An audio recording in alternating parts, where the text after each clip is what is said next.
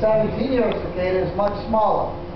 And you may have had an outbreak here last summer, or 2 summers ago. Okay?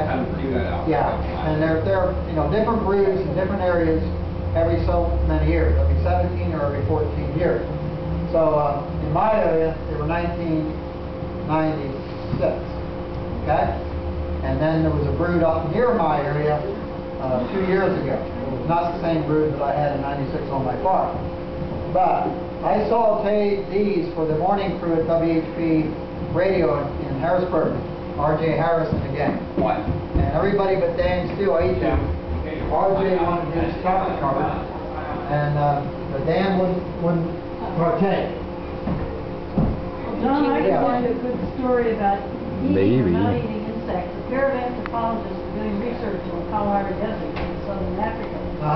And they got lost, and they were on their own for a while, several weeks, I think, before they were found or found their way out, whatever happened.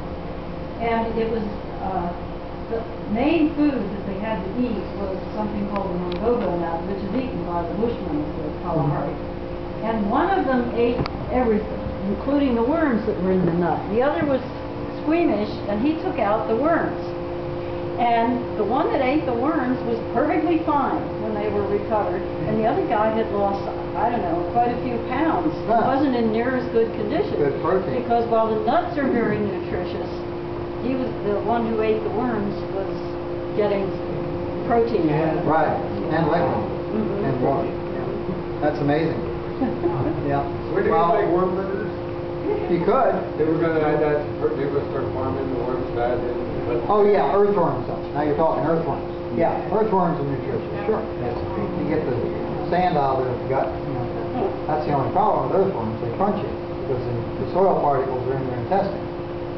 But there's many African cultures that eat a particular caterpillar of a moth, and you can buy them in specialty stores in little cans. In fact, I forgot to bring mine along, but somebody brought me a can of those when they were in France. I think they had them in a delicacy store. Yeah.